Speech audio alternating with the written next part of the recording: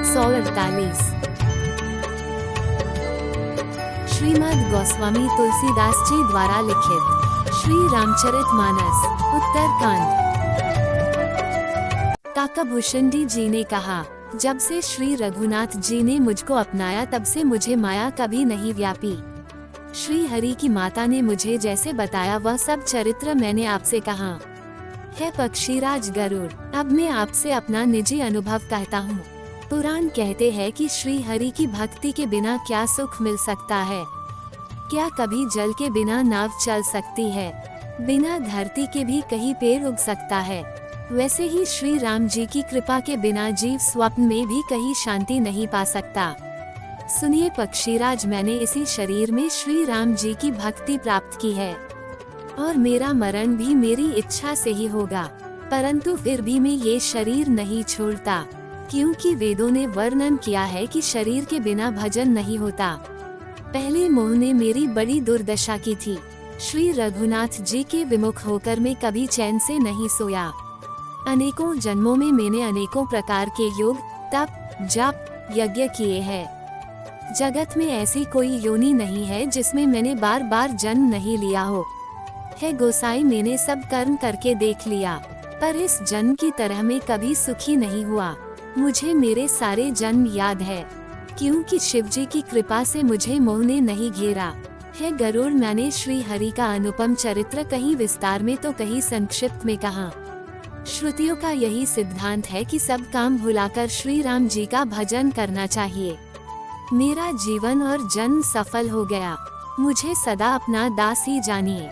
कहते हुए और काक जी के चरणों में प्रेम सहित सिर नवाकर गरुड़ जी वैकुंठ को चले गए। जो कान लगाकर इस कथा को सुनते हैं, उनके मन, वचन और कर्म से उत्पन्न सब पाप नष्ट हो जाते हैं। सब कथा सुनकर पार्वती जी ने शिव जी से कहा, हे नाथ, आपकी कही हुई यह कथा मेरे हृदय को बड़ी प्रिय लगी। हे विश्वनाथ, आपकी कृपा से मैं कृतार्थ हो गई। मुझ में दृढ़ राम भक्ति उत्पन्न हो गई। शंभु उमा का ये कल्याणकारी संवाद सुख उत्पन्न करने वाला और शोक का नाश करने वाला है। तुलसीदास जी कहते हैं, इस कलयुग में योग, यज्ञ, जप, तप, व्रत और पूजन आदि कोई दूसरा साधन नहीं है। बस राम जी का ही स्मरण करना, श्री राम जी का ही गुणगान गाना है।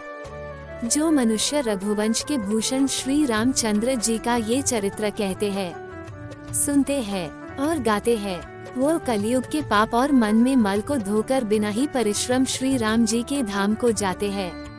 ये रामचरितमानस पुण्य रूप पापों को हरने वाला, सदा कल्याणकारी, विज्ञान और भक्ति को देने वाला मंगलमय है। जो मनुष्य भक्ति पूर्वक इस मानसरोवर में गोता लगाते हैं, वे संसार रूपी सूर्य की अति प्रचंड किरणों से नहीं जलते। कलयुग के समस्त पापों का नाश करने वाले श्री रामचरितमानस का ये 7वां सोपान समाप्त हुआ। दोस्तों, हमने भगवान श्री राम जी की लीलाओं को सरल भाषा में समझाने की एक तुच्छ कोशिश की है।